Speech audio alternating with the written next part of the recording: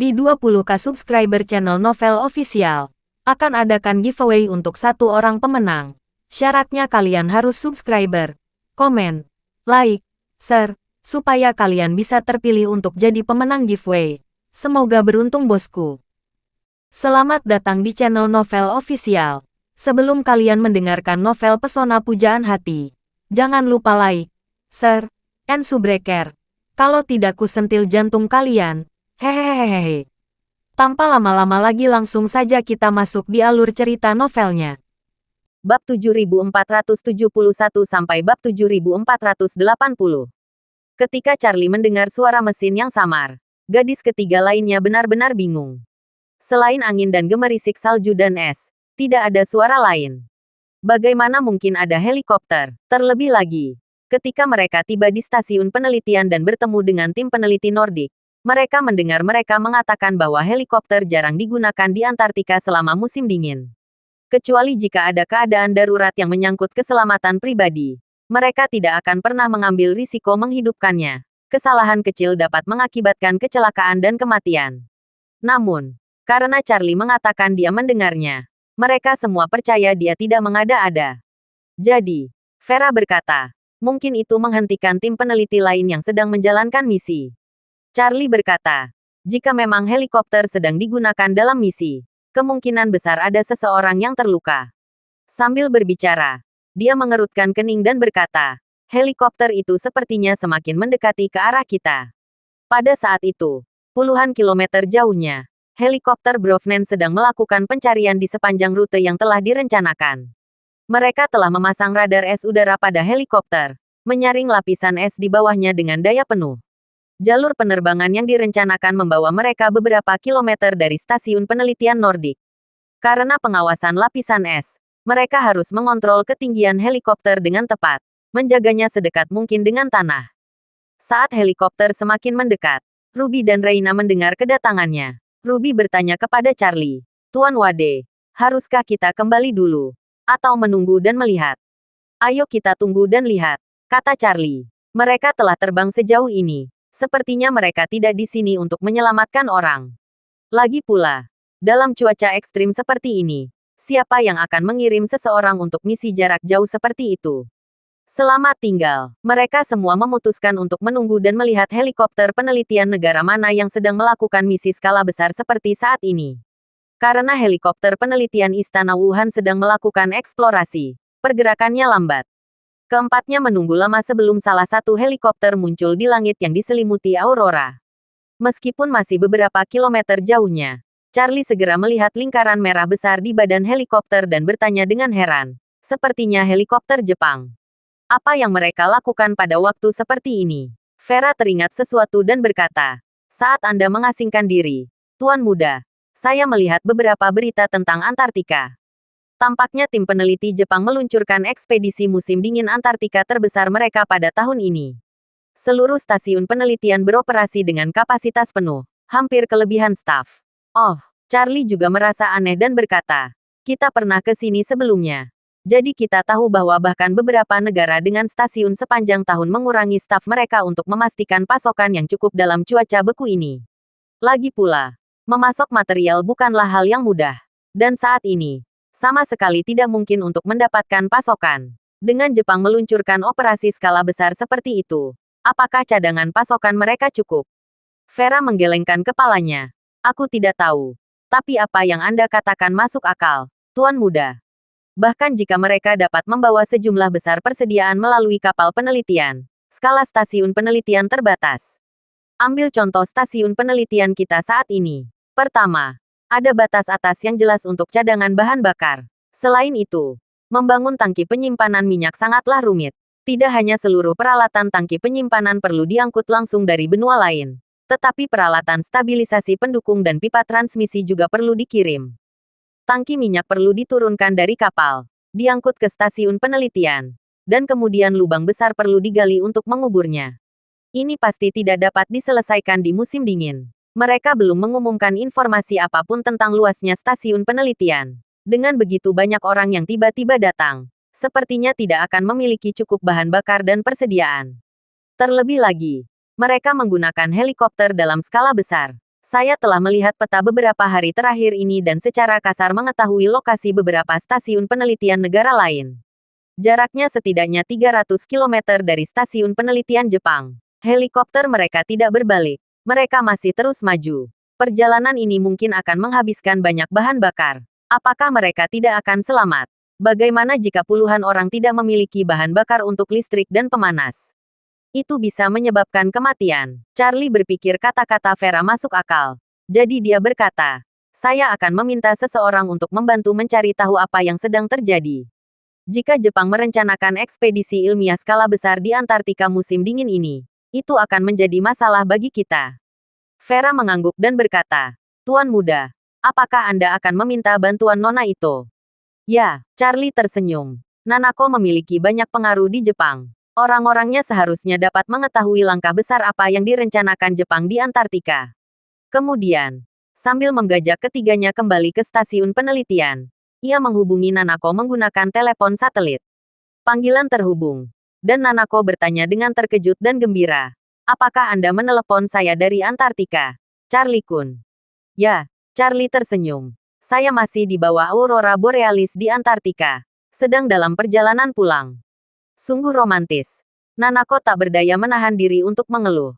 Lalu bertanya, apakah Anda menelepon karena Anda membutuhkan saya untuk melakukan sesuatu, Charlie-kun? Charlie langsung berkata, Nanako, saya harap Anda dapat membantu saya menyelidiki apa yang sedang dilakukan Jepang dengan ekspedisi Antartika terbesar yang pernah ada ini. Akan lebih baik lagi jika Anda dapat mengetahui misi mereka. Nanako segera menjawab, tidak masalah, Charlie-kun. Saya akan segera meminta seseorang untuk menyelidikinya. Pengaruh keluarga Ito di Jepang tidak kalah besarnya dengan pengaruh keluarga Samsung di Korea Selatan. Mereka mempunyai kekuasaan yang sangat besar tidak hanya di sektor swasta dan keuangan, tetapi juga di berbagai departemen pemerintahan, bahkan di dalam kabinet. Meskipun ekspedisi Antartika Jepang ini sangat rahasia, tingkat rahasia ini seperti lembaran kertas tipis bagi keluarga Ito, mudah ditembus dengan gerakan sederhana. Jadi, Nanako segera menelepon kembali dan memberitahu Charlie. Charlie-kun, aku baru saja meminta seseorang untuk menyelidikinya. Ekspedisi Antartika Jepang ini, yang konon terbesar dalam sejarah, sebenarnya disebabkan oleh kesalahan manusia. Kesalahan manusia, tanya Charlie padanya. Apakah kamu tahu detailnya? Nanako berkata, ya, saya tahu. Sebuah kapal penelitian yang baru diluncurkan mengangkut tim ekspedisi musim dingin ke Antartika, dengan tujuan mengirim personel dan perbekalan lalu kembali dengan tim ekspedisi musim panas. Namun, karena mereka membutuhkan beberapa hari untuk mengangkut kapal perbekalan, sistem propulsi tiba-tiba mengalami kerusakan yang tidak dapat diperbaiki dengan cepat. Sekarang kapal tersebut membeku, jauh melampaui kemampuan menghancurkan kapalnya, sehingga baik awak maupun terdampar di Antartika. Untuk menghindari skandal, mereka mengumumkan bahwa itu disengaja. Charlie mengerutkan kening lebih dalam lagi. Jika 2 kali personel terdampar di Antartika, katanya, maka perbekalan dan bahan bakar seharusnya langka. Mengapa mereka begitu boros? Langsung menggunakan helikopter. Mungkinkah Anda bertanya lagi kepada Jepang tentang misi helikopter tersebut? Bukankah tim peneliti di sini seharusnya melaporkan hal ini kepada Jepang? Nanako menjawab, Charlie-kun, mohon tunggu sebentar. Saya akan menanyakan tentang helikopter tersebut. Baik. Nanako, terima kasih atas bantuan Anda. Charlie menunggu beberapa saat, dan Nanako menelepon balik. Agak terkejut, Charlie-kun. Kementerian Pendidikan, Kebudayaan, Olahraga, Sains dan Teknologi Jepang mengatakan mereka tidak melihat catatan lepas landas untuk helikopter. Jika Anda baru saja melihat memang helikopter dari stasiun penelitian Jepang, maka itu berarti mereka sengaja menyembunyikan pergerakan helikopter tersebut. Charlie semakin bingung. Pertama, tim peneliti terdampar. Kedua, tim peneliti diam-diam menggunakan helikopter tanpa sepengetahuan mereka di rumah. Ini tidak tampak normal. Jadi dia bertanya kepada Nanako, bukankah kapal penelitian Jepang itu terdampar? Apakah Anda memiliki koordinat lokasinya? Saya ingin pergi dan melihatnya. Charlie pernah berada di kapal penelitian dan tahu bahwa meskipun tampak seperti satu kapal, berbagai sistemnya kemungkinan lebih berlebihan daripada gabungan 2 kapal. Agak tidak logis jika kapal seperti itu mudah rusak. Lebih jauh lagi, fakta bahwa tim peneliti Jepang telah mulai diam-diam menggunakan helikopter tanpa sepengetahuan atasan langsung mereka dan bahkan sengaja menonaktifkan pelacakan GPS membuatnya gelisah. Dia merasa bahwa orang-orang ini tidak terjebak di sini, melainkan sengaja tinggal untuk suatu tujuan. Namun, motif ini sangat aneh. Mereka semua adalah anggota tim peneliti. Jika mereka benar-benar memiliki proyek penelitian Antartika, seharusnya anggota tim baru tiba yang bertanggung jawab. Dan begitu sebuah proyek diputuskan, mereka pasti telah melakukan semua persiapan yang diperlukan sebelum keberangkatan, termasuk personel, persediaan, dan peralatan. Dalam hal itu, sama sekali tidak ada alasan bagi anggota tim peneliti yang telah menghabiskan seluruh musim panas di sini dan seharusnya kembali ke Jepang, maupun bagi awak kapal penelitian, untuk sengaja tetap tinggal di Antartika. Terlebih lagi, mereka tidak hanya tinggal di sana, tetapi juga terlibat dalam aktivitas rahasia mereka sendiri di Antartika. Apa tujuan mereka? Apakah mereka tidak takut dimintai pertanggungjawaban di negara asal mereka? Yang lebih absurd lagi adalah menerbangkan helikopter di Antartika pada waktu seperti ini sangat berbahaya. Mereka adalah anggota tim peneliti, bukan tentara yang mengikuti perintah. Mengapa mereka mengambil risiko sebesar itu untuk melakukan operasi di Antartika yang tidak diketahui secara resmi? Ini sama sekali tidak masuk akal. Awalnya, Charlie bisa mengabaikannya. Tetapi melihat anggota tim peneliti Jepang ini menerbangkan helikopter bola-balik, bahkan mulai terbang di atasnya, membuatnya gelisah jika dia tidak mengetahui apa yang mereka lakukan.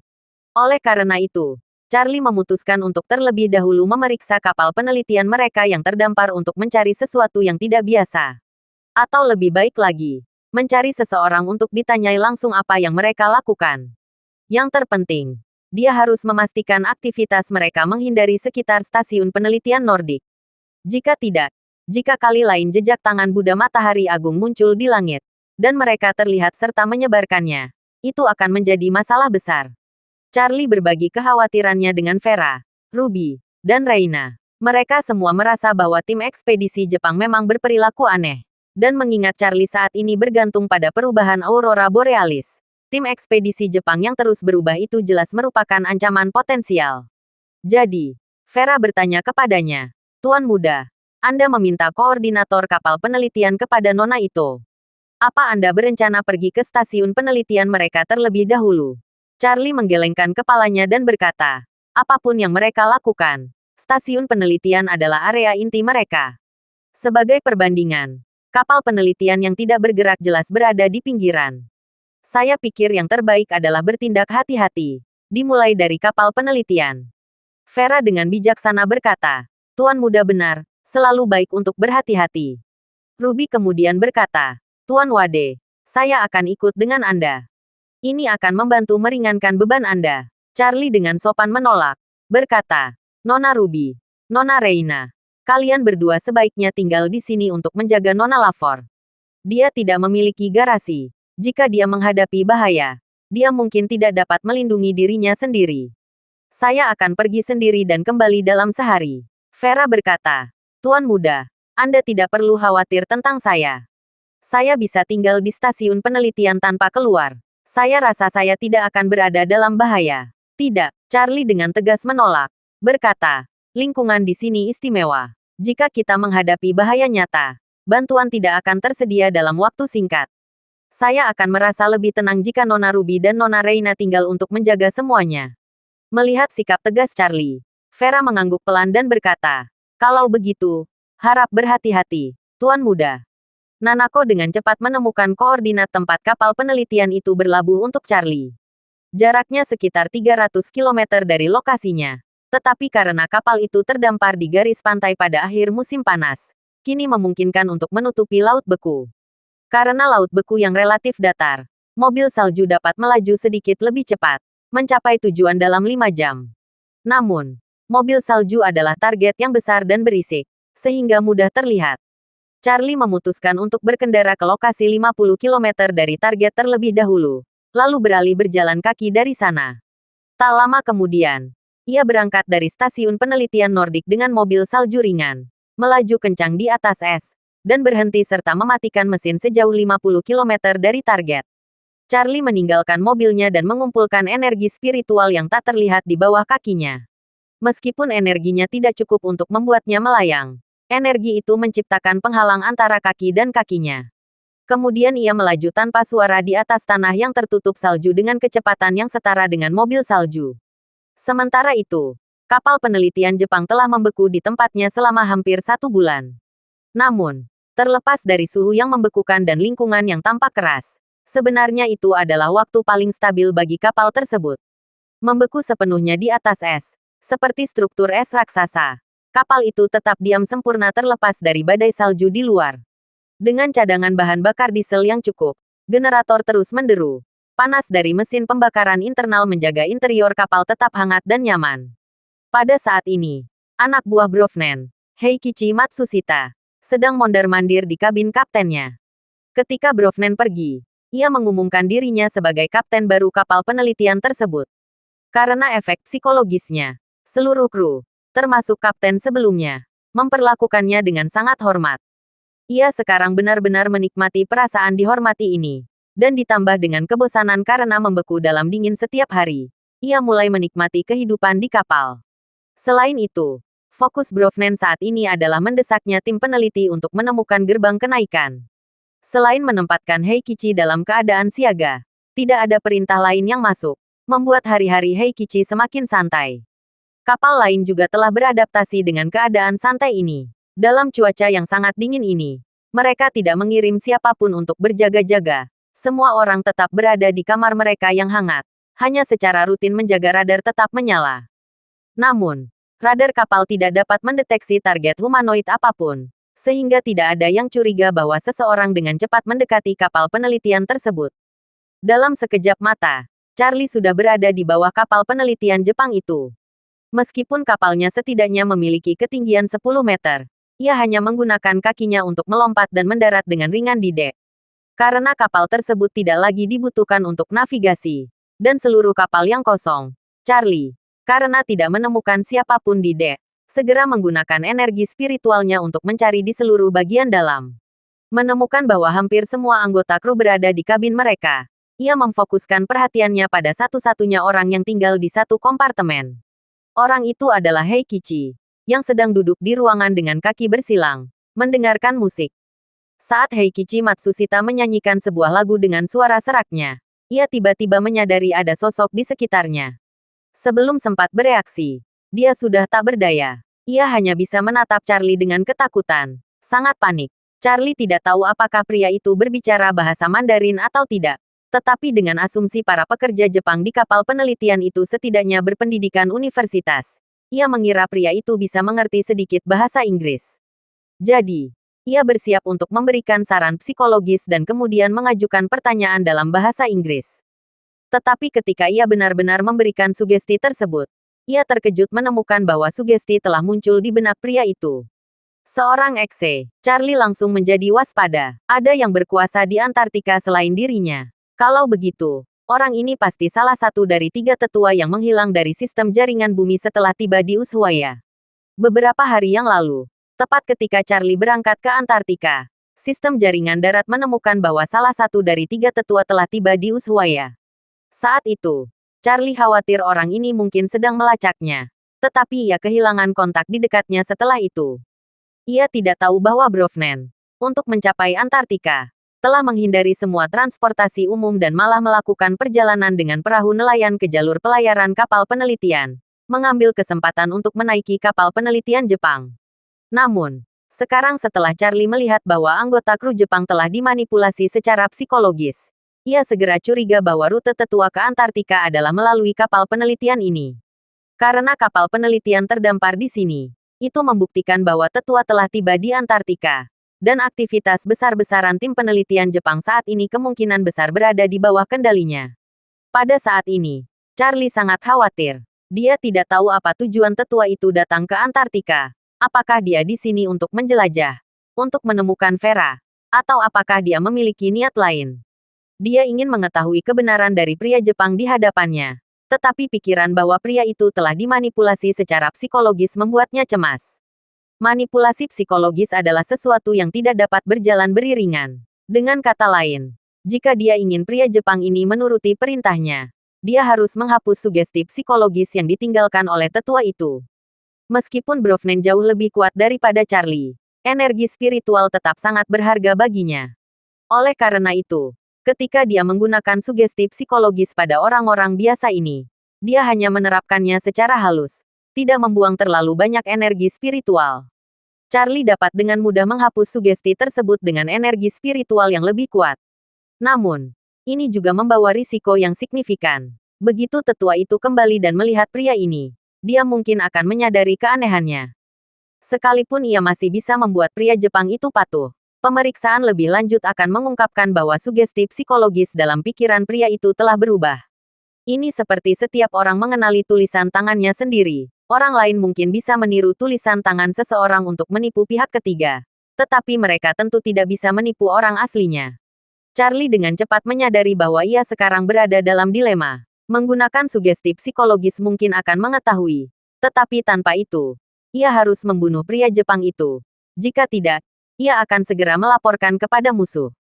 Namun, pembunuhan juga membawa risiko yang signifikan. Seseorang yang berada di bawah pengaruh sugesti psikologis tidak dapat bunuh diri atau menghilang begitu saja.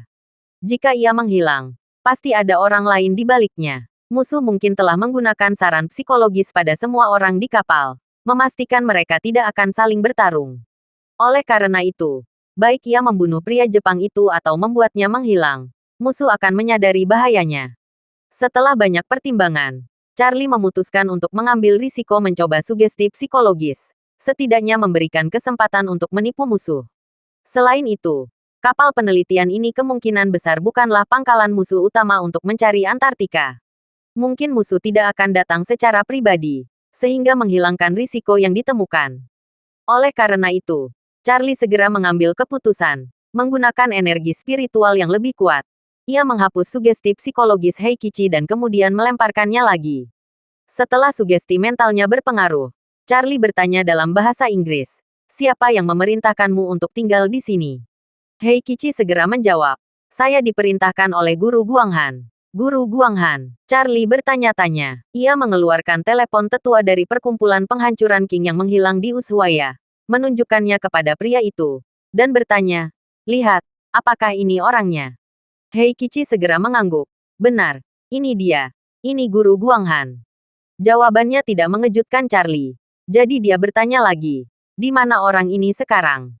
Heikichi menjawab, "Guru Guanghan seharusnya berada di Istana Wuhan sekarang." Istana Wuhan, di mana itu? Setelah Brofnen menyatakan dirinya sebagai Guru Guanghan, ia memperlakukan orang-orang Jepang ini sebagai pelayannya. Oleh karena itu, ia secara khusus memerintahkan Kikuchi Kohei untuk memberi tahu semua orang tentang penggantian nama stasiun penelitian dan gelar Guru Guanghan yang diproklamirkannya sendiri. Jadi Heikichi telah menerima perintah tersebut. Menghadapi pertanyaan Charlie, ia dengan jujur menjawab, Istana Wuhan sebenarnya adalah stasiun penelitian Jepang era Showa di Antartika. Hanya namanya yang diubah oleh orang yang sebenarnya. Charlie teringat sejenak, merasa geli sekaligus jengkel. Tetua ini memang memiliki jiwa yang suka bermain-main. Memberi nama yang kekanak-kanakan seperti itu di stasiun penelitian Jepang. Tampaknya ia diam-diam menambahkan menjadi pemimpin sekte seperti Victoria. Kemudian, Charlie bertanya kepadanya, "Apakah Guru Guanghan pernah ke sini baru-baru ini?" "Tidak," kata Heikichi. "Dia belum kembali sejak mendarat dan pergi ke stasiun penelitian. Tetapi dia mengirim orang beberapa hari lalu untuk mengangkut beberapa persediaan." Charlie melanjutkan, "Apakah kamu tahu apa yang dia lakukan di Antartika?" "Tidak juga," jawab Heikichi. "Saya hanya mendengar bahwa guru telah mengirimkan beberapa mobil salju dan sebuah helikopter, menggunakan radar untuk menjelajahi seluruh benua Antartika." "Radar itu, untuk apa itu?" Heikichi berkata. Radar itu mendeteksi struktur di bawah lapisan es, pada kedalaman 2 hingga 4.000 meter. Radar itu dapat mengungkapkan topografi dan struktur di bawah lapisan es. Di bawah lapisan es, Charlie menekan alis. Tetua mengajak orang-orang Jepang ini menjelajahi lapisan bawah es. Sepertinya dia tidak tahu bahwa dia dan Vera juga ada di sini. Charlie melanjutkan, "Apakah kamu tahu apa yang dia lakukan di Antartika?" "Tidak juga," jawab Heikichi. "Saya hanya mendengar bahwa guru telah mengirimkan beberapa mobil salju dan sebuah helikopter, menggunakan radar untuk menjelajahi seluruh benua Antartika." "Radar itu, untuk apa itu?" Heikichi berkata. "Radar itu mendeteksi struktur di bawah lapisan es, pada kedalaman 2 hingga 4.000 meter.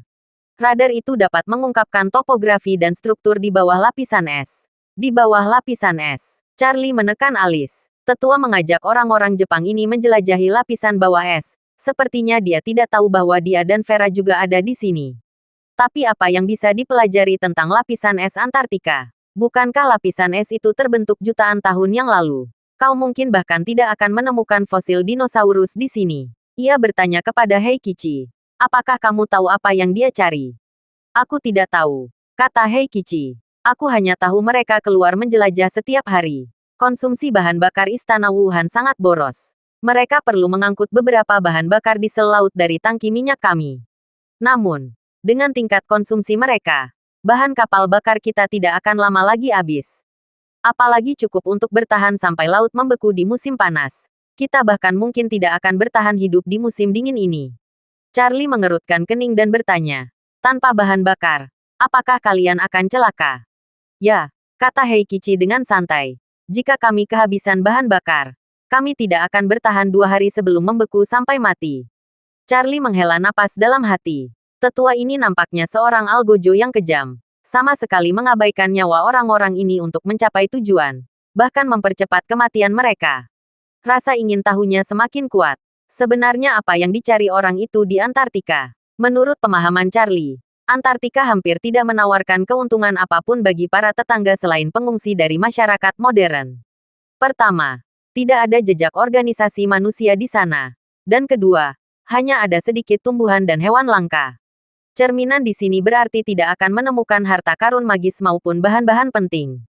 Jika bukan karena mengejar aurora borealis, dia tidak akan melakukan perjalanan sejauh ini ke tempat seperti itu. Namun, karena tetua dari perkumpulan penghancuran King telah datang sendiri dan membawa seluruh tim ekspedisi Jepang sebagai pelayannya, dia pasti sedang mencari harta karun yang tidak diketahui. Untuk sesaat, Charlie secara mulai merasakan gelombang kegembiraan. Jika Antartika benar-benar memiliki sesuatu yang berharga, dan dia dapat melihatnya sebelum tetua perkumpulan penghancuran King, itu akan menjadi keuntungan besar. Tetapi Charlie juga tahu keterbatasannya. Bahkan dengan Ruby dan Reina, mereka bertiga bukanlah tandingan tetua perkumpulan penghancuran King.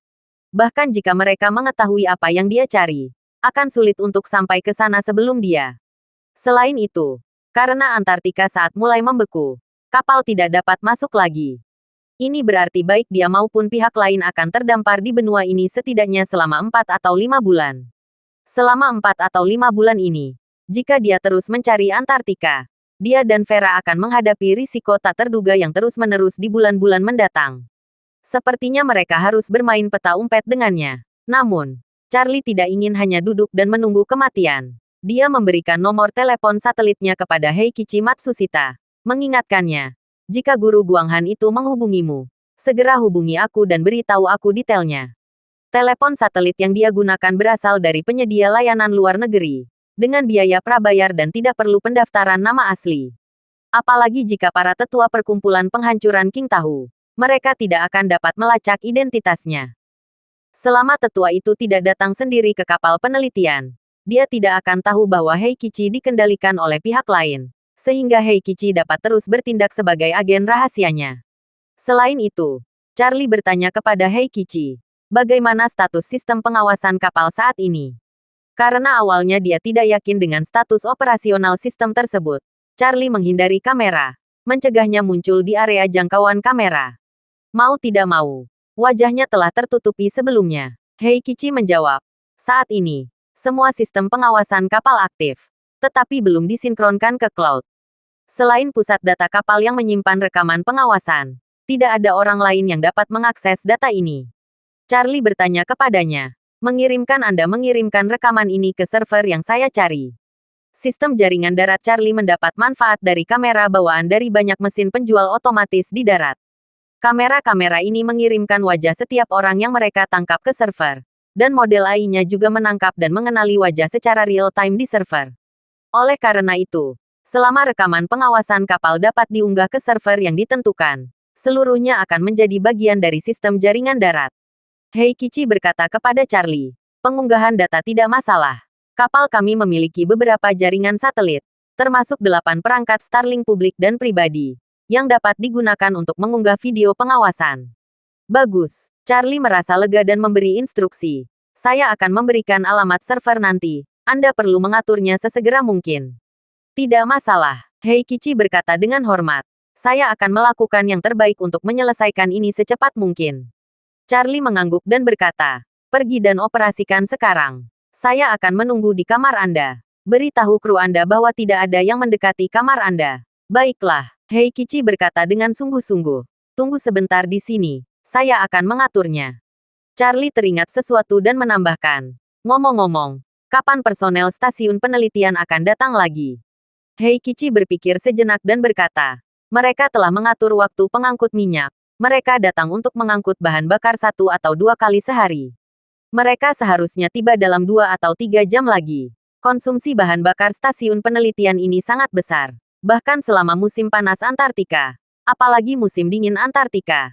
Stasiun penelitian mereka belum pernah mengalami tingkat aktivitas seperti ini. Terutama dengan begitu banyak orang dan jadwal yang begitu padat untuk tim peneliti mereka. Saat ini, hampir semua kendaraan dan helikopter beroperasi terus-menerus di luar ruangan. Pemindaian radar membutuhkan banyak listrik, sehingga mesin pembakaran internal pada kendaraan dan pesawat ini mengonsumsi bahan bakar tambahan dalam jumlah besar untuk daya. Pada musim dingin, helikopter penelitian Jepang, ketika dilengkapi dengan radar es, mengonsumsi sekitar 2 ton bahan bakar per jam. Mereka sangat boros bahan bakar. Untuk memastikan pengoperasian fasilitas ini, tim peneliti Jepang telah mengatur waktu transportasi bahan bakar khusus. Menggunakan traktor salju yang dipasangkan dengan trailer tangki bahan bakar tugas berat untuk mengangkut 1 truk penuh bahan bakar kembali setiap hari. Kapasitas 20 ton tangki ini hanya cukup untuk penggunaan helikopter dalam 1 perjalanan. Setelah mendengar bahwa tim transportasi akan datang, Charlie bertanya kepada Heikichi. Apakah kendaraan transportasi tersebut memiliki pelacakan GPS dan merekam video? Kemampuan apa saja yang ada? Ya, Heikichi menjelaskan. Sebenarnya, setiap kendaraan yang digunakan di stasiun penelitian Antartika dilengkapi dengan sistem penentuan posisi GPS dan sistem IOT. Data ini dapat diakses oleh otoritas domestik terkait, yang dapat memantau lokasi kendaraan secara real-time, bahkan mengakses video real-time dari area sekitar. Namun, kami telah memerintahkan untuk melepaskan modul jaringan dari semua kendaraan.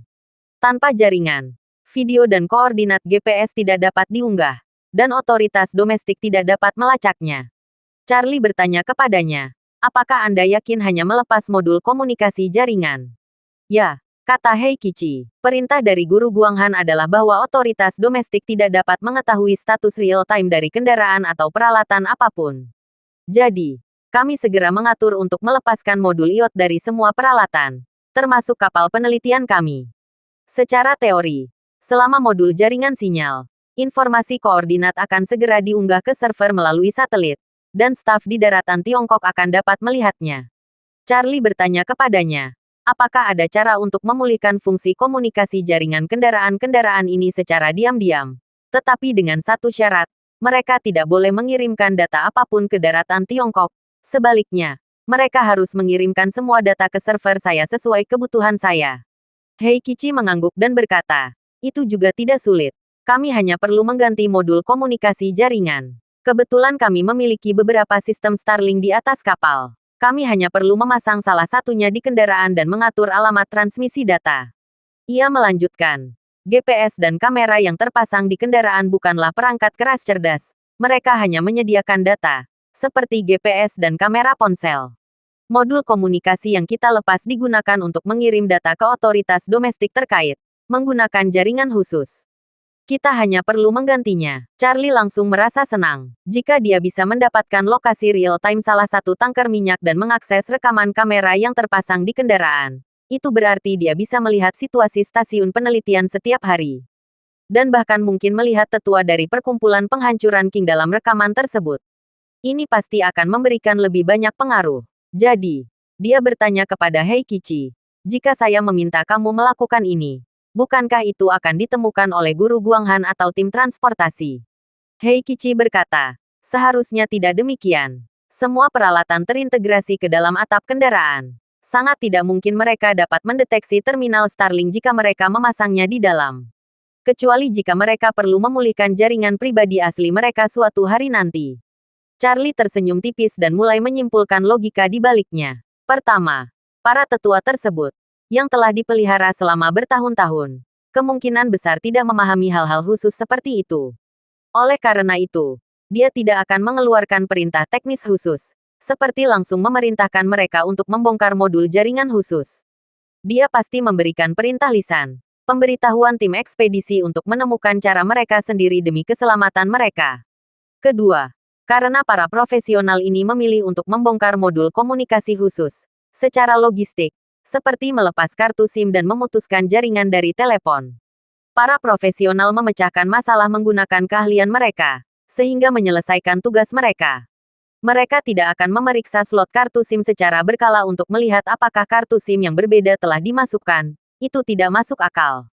Ketiga, energi spiritual tidak dapat mendeteksi sinyal. Artinya, meskipun jaringan kendaraan terganggu, sinyal frekuensi yang tidak terlihat dan tidak berwujud tidak mungkin dideteksi oleh pihak lain. Para profesional tidak akan memeriksa, dan tetua perkumpulan penghancuran King tidak akan menyadari masalah tersebut. Ini memberikan kesempatan sempurna untuk mengamati secara diam-diam. Terima kasih sudah mendengarkan cerita novel Pesona Pujaan Hati. Sampai jumpa di novel selanjutnya.